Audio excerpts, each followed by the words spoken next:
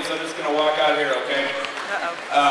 I'm probably not gonna make it through the thank you section of this speech without crying, so I'm gonna leave that for the end, okay? I also teach AP English. It's really important when you got an audience that you don't open with something really boring like a list or a rhetorical question, okay? We're gonna open with the story, okay? And that's a good way to start a paper if you don't want to bore your English teacher, okay? Like all good stories, I'm just gonna show it to you rather than telling it, okay? So the story of this team started in late June this year with 14 people getting up in Colorado. We were on a training trip to Rocky Mountain National Park, and every year at the end of our varsity training trip, we do what we call the challenge run. And the challenge run is to imagine the hardest thing that we could possibly do together, and then we go out and do it. And so this year's challenge run, beautiful morning, like 45 degrees, sun kind of coming up over the mountains, and we pile all these guys in a van, we drive them real quiet like out to the bottom of this mountain. The bottom of this mountain was 8,000 feet. It's gorgeous, like roaring stream, all the meltwater from the winter coming down the mountain. This beautiful, beautiful scene. And at the bottom of that mountain, there's this sign, okay? And the sign said this. It said, speed limit, 10 miles, uphill only, one way. And that's the mountain that we decided to run. And so we started to run, and I did it too. Coach Sheehan did it. The top guys that are sitting here, we all did it, and we started to climb. I'm not gonna lie, this wasn't pain. This wasn't like the gym class mile. This was suffering, okay? I was running with Tyler Squayo sitting over here, and we were suffering abjectly. I mean, every time we went up a switchback, every time we went up a turn, it just kept kicking, because it was going all the way to 12,000 feet, and we were gonna try to run the whole thing, okay? Now, they told us that there was gonna become a point where we couldn't run through, that there was gonna be too much snow covering the trail. In fact, we got to a point that there was an avalanche on this trail we were running. And I'm not talking about like a snowdrift on the road. I'm talking about like trees snapped, like twigs. And we climbed up this avalanche section and we kept running. And we finally bottomed out. Marcus Garcia over here, finally, like I hear somebody screaming. And we finally reached a snowdrift we couldn't climb. And at the top of this mountain, after it was about 5.5 miles straight uphill, we walked over into this gorgeous clearing, and we all stood in a circle, and we agreed that we were going to attack our season as relentlessly as we had just attacked that mountain, that was what it was going to take to win a state title, that we were committed to doing that. And so we made that agreement back in June, and it just kept kind of playing out, and it wasn't the only hard thing we did, but just kept piling up day after day after day of hard work. You know, we were able to accomplish, we lost our first invite of the season, but we were undefeated after that. We won every one of our dual meets. Some of you probably know we haven't lost a dual meet since 2001. We're one of the longest winning streaks in the history of the state.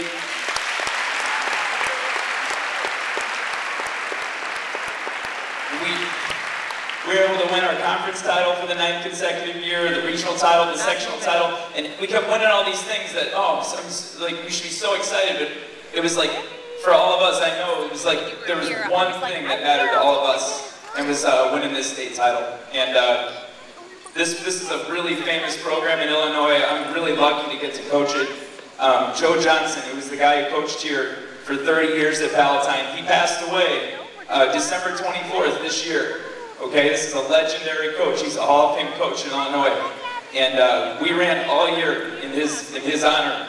And we got in the state meet on Saturday, and it was really, really close. And the Illinois State meet finishes up a 300-meter hill. Okay, and so you got to be able.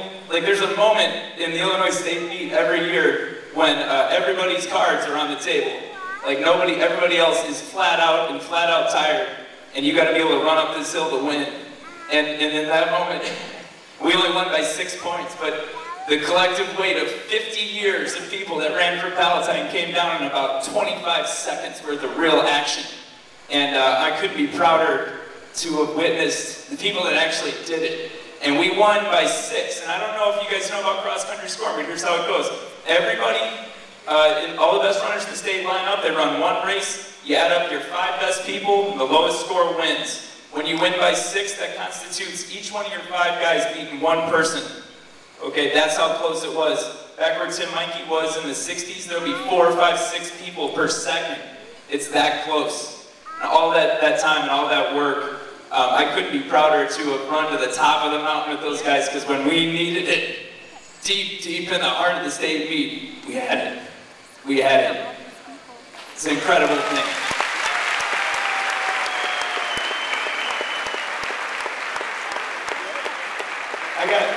I got a lot of thank yous in a little bit. I got a couple words just for everybody.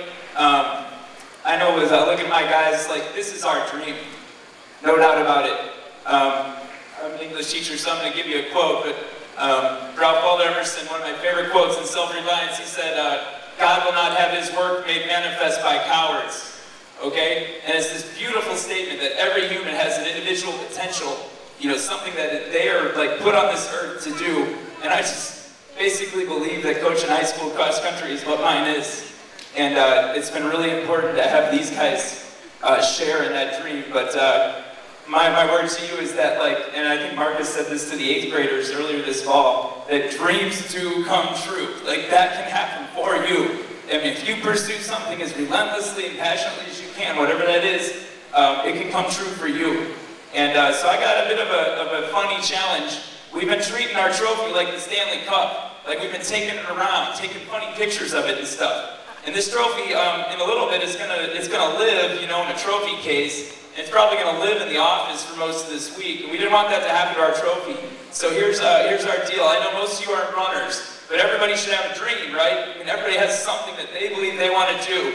And so what I'm gonna do is we're gonna leave this trophy in the main office. If you want to touch a piece of somebody's dream, I know it's not yours, but it's a metaphor for those of you that don't get it. If you want to touch a piece of somebody's dream, you come down to the main office. I'm going to leave my camera in there with Marilyn Walter and Miss Morrissey, okay? And Marla. And if you want to get your picture taken, I'm talking to every janitor or teacher or you know, a student sitting in here. Come by the main office and get your picture taken sometime this week. It's going to be in there all week. And I'm going to put them all up on our website on PalatineCC.net. This beautiful picture of people touching a dream.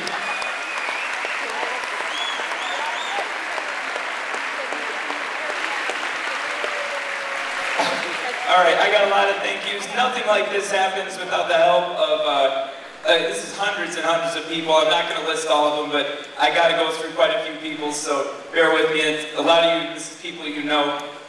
Nancy Robb, I don't think is here today. She's superintendent District 211. She hired me.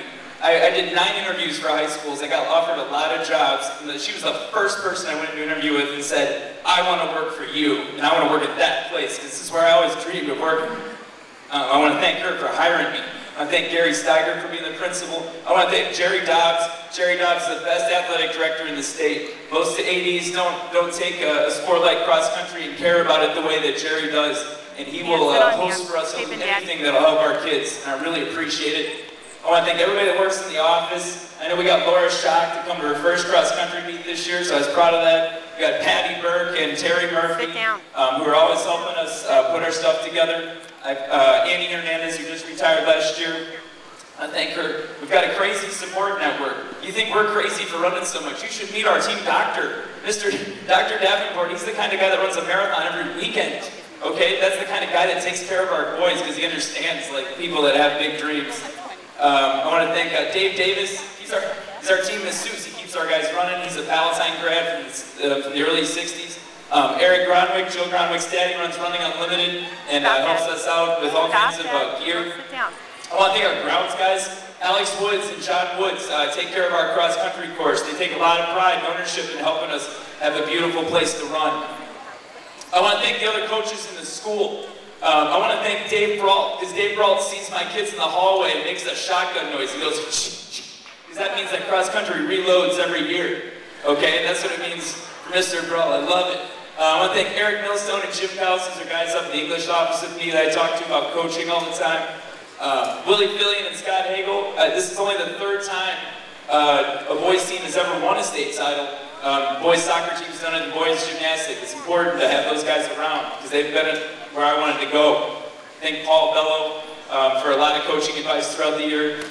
I definitely want to thank Tyler Donnelly, and I'm going to tell you this right now, that you football players are the most inspiring football team that I've had the pleasure to watch at Palatine. I came to as many of your games as I could. I used you guys in speeches to talk about your toughness and your love for each other all year. And whether you won or lost your game, you know, you guys are going to have those memories forever. And you inspired us the whole season.